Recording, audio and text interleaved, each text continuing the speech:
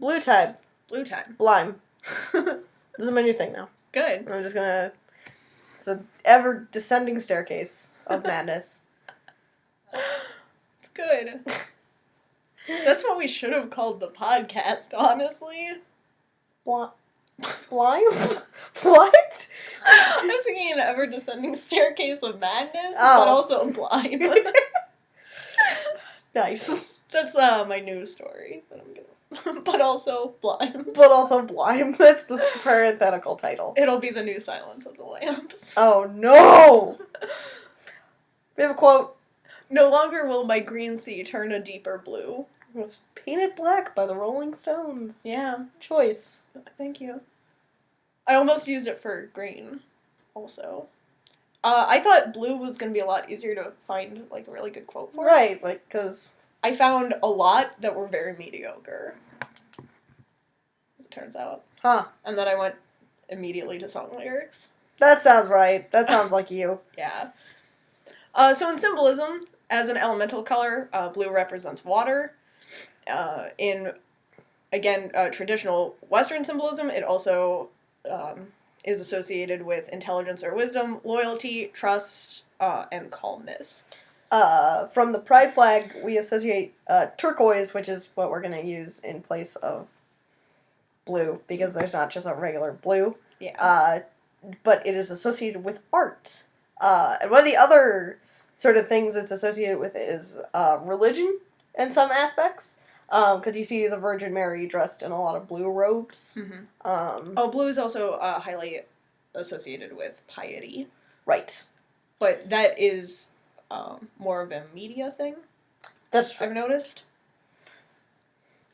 It's, I feel like the symbolism of blue is ever-changing because blue is used a lot. Right. Like, blue is a very nice color, and it's also, there's a lot of shades of it. Blue is also unique, and I think one of the reasons why it gets used for so many different things, it's the truest, it's like the only truly cool color. Right. Because the other primary colors are both warm, so anything that gets mixed with blue is already warmer than blue. Right, so by default, blue is the coolest color you can possibly have. Right. So it's nice. That's why it's calmness, generally, is... Yeah. Because heat is not associated with calmness. Even though you're calmer when you're, like, warm. That's true. Well, from, like, a chemical standpoint, though. That's true. Because heat transfers energy, so...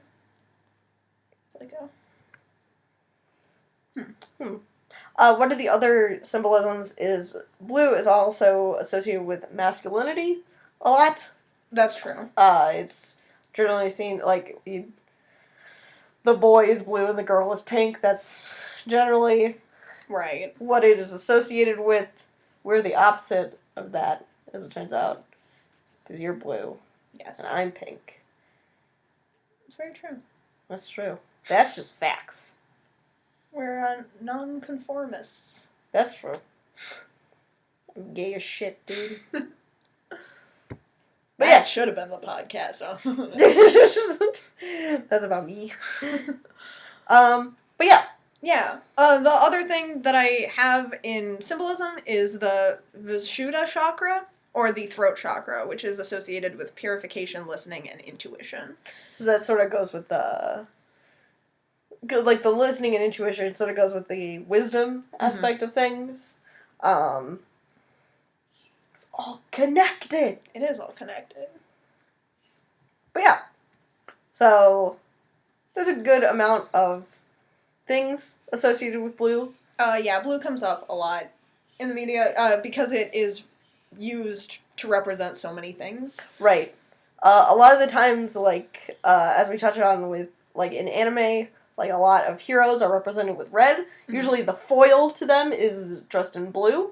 Or it's going to be the reverse. The hero is going to be dressed in blue, and their foil is going to be dressed in red. Right. Which is an interesting one. My first association with that is Digimon, because Matt is Ty's foil, and Ty is the leader. But Matt sort of dresses in more cool colors, and his Gabumon has the blue wolf pelt. Right. So, and all his stuff is sort of like icy. So, which Matt is a very like sort of cold person. So, it's sort of that's always my first association is Gabumon Nice. because his attack is called Blue Blaster. Makes sense. Kind of, maybe. It's good. It's fine. Okay. It's blue and it's a blaster, so it's fine. Okay. It's good. I've never watched Digimon, you guys. You have to watch the dub. It's the only way to watch it. Of course. You can get all the weird censored stuff. Oh. You gotta love English dubs, dude, from the Always. 90s. That's my favorite anything. Yeah. Honestly. English dubs from the 90s. They're good. One of my first associations with it is Ravenclaw. No way. Crazy. Fuck, dude. Yeah. Can't believe this. And Ravenclaw, that's like the bookworm house Mm-hmm. they get. So, it goes in with the wisdom and intelligence thing. Right. They value that very highly, and it's seen to represent them. Right. Good. It's very good. And also, with that, we've got Team Mystic, Hashtag Team Mystic. which I'm also a part of. I don't know why I said also. I'm not a Ravenclaw. You're not That a was very Ravenclaw, you're misleading. Gryffindor. I technically have enough Pottermore accounts that I'm in all of the houses, but Wow. I don't ever use Ravenclaw.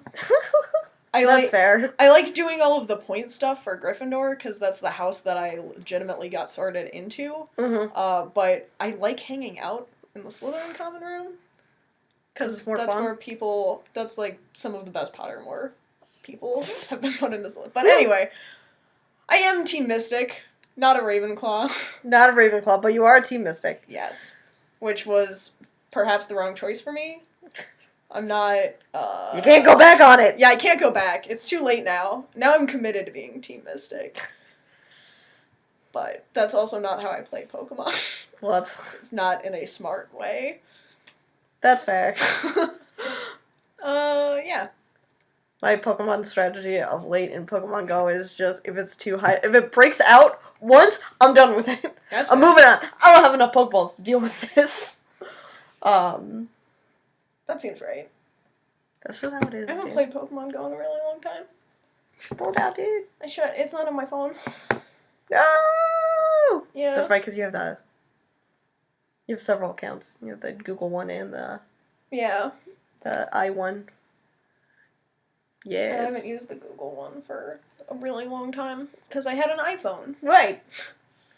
The struggle is real. Damn you, Apple! But yeah, so blue's a color. We get to see a little bit of blue. We were talking about Handmaid's Tale, which I think is one of the best examples of blue actually being used to represent piety, Mm-hmm. because it's something that they say is true, but we don't see very often. Mm-hmm. But in A Handmaid's Tale, where the women wear the color-coded outfits in Gilead, blue is used for the wives, Mm-hmm. who are traditionally the most pious. One of my associations with blue is, we're going back to Full Metal Alchemist again, because the military outfits are blue. Oh, they are. Yeah. That's true.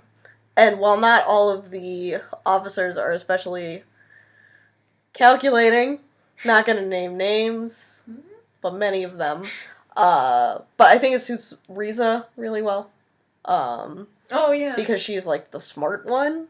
And I feel like she actively, like, sort of...